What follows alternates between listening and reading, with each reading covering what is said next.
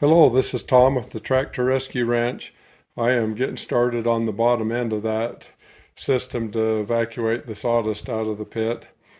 Got to start by modifying what I pulled off of that combine.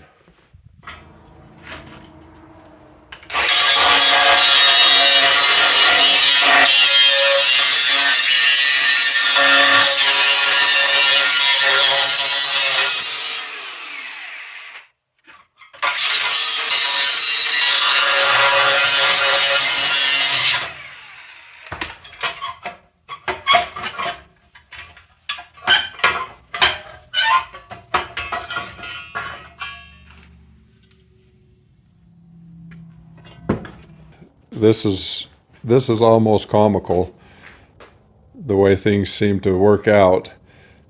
This piece was in a boneyard of an individual, and he told me I could dig through it and take anything home. And this has been, I don't know, 3 or 4 years ago. I just thought at that point, this was pre-sawmill. I just thought that's a cool piece. And so I gathered it up and brought it home. And it's just amazing how things turn out here. This motor, I don't know anything about. I cleaned it up out of my father's shop when he passed away. So I'm hoping that it'll work. But what I'm going to do is take this motor and look how this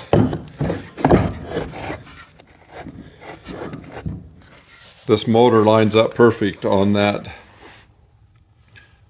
mount.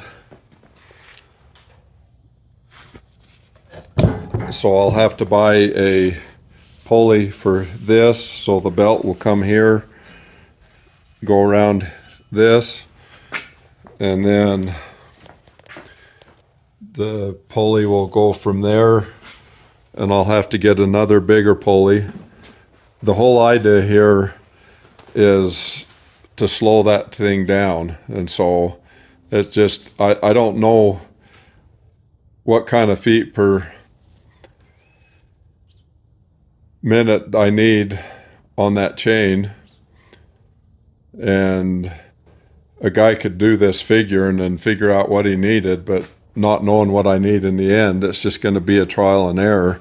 But I do know that I need to slow it way down from the RPM of this motor, so it'll have two reductions slowing things down there, and then this chain drive on that is a different size than the chain that I'm using. So I'm going to have to pull, I've got two of these pieces, one of the other one I'm going to have to pull off and put here. And so amazingly, there's 80% of my whole program right there. I sure hope that electric motor will work. If that does, I'm just in good shape here. So there you go. I got a working motor here. Another step forward. Something else I've come up with out of my boneyard. I never throw anything away. And so I found this pulley to go on the motor side, and this pulley is one of those adjustable ones. So if you want to adjust the RPMs, you can run the belt down low or up high on it just by doing an adjustment here. And that's the right size for the motor right here. So this side is taken care of. And then this other side, I had this pulley in the boneyard, but it's got a little bit smaller shaft size than what this shaft is. So I've got two options. I can either put it on the lathe and cut it out to where it'll fit on this, or I can pull this shaft out and mill it down. So one way or another, I'm going to make this piece work. And so far, I don't have any money into this project. Everything that I've hung on to and saved just for things that I don't know that I'm going to, when I save things, I don't know what they're going to be used for, but boy, when I do find something to do with them, I sure am glad that I've got them. Coming together, got that adjustable pulley on the motor. I pulled that pulley all apart. It was rusty and everything, and cleaned it up, cleaned the threads up and lubed everything, so it's in good shape to be able to adjust now. So there's half of the reduction going. Okay, I pulled this shaft out. I was going to turn it down, and I couldn't. It's too long. It's too big to go through the whole thing. And so when it bottoms out there, it was too far out here for me to get any stability on it. I didn't have room to put this end pulley on to hold it, and so anyway, I couldn't get it stabilized in there, so I'm going to have to, I've got set up now, I'm going to have to cut that pulley bigger.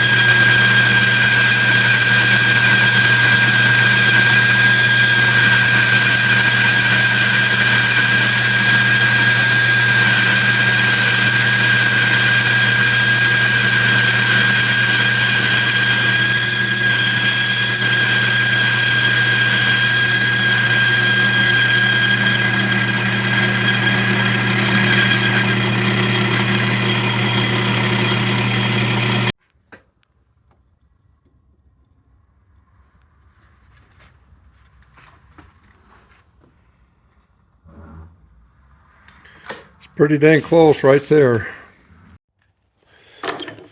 All right, it dawns on me as I was putting this thing together, that's the correct sprocket there, and there's the pulley. I've got the center turned down to go on this side, and it dawned on me that I cannot have that sprocket up so close because of those flappers. So I've got to have it slid out like that so that those flappers will go around, and which makes my shaft not long enough on this side to put the pulley on it. So what I've done, that's a 1-inch shaft. I had an old 1-inch bolt that I cut off, squared the end up on the lathe. So I'm going to attempt to weld that on there in as straight as I can. Luckily, this stuff is all going to turn kind of pretty slow. It's not high RPM type stuff, but so I'm going to try to weld that on there to extend that shaft so the pulley will go on it, and I can have my room out here for these flappers. So that's what I'm trying to accomplish at this point. Got this all set up here to do that weld there. What I've found when I'm trying to do something like this, you have to just barely tack it and then roll it and tack it on the other side in a few places, because if you just start here and start welding, it's going to pull it out of alignment.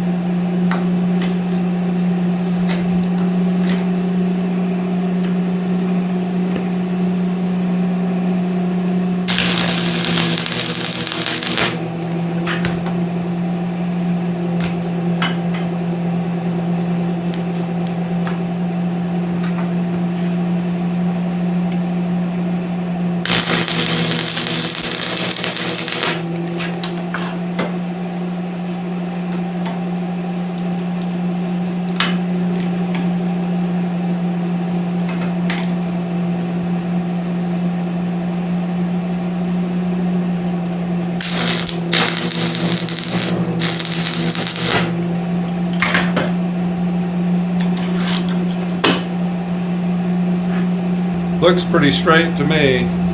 Probably as straight as you can get for a situation like this.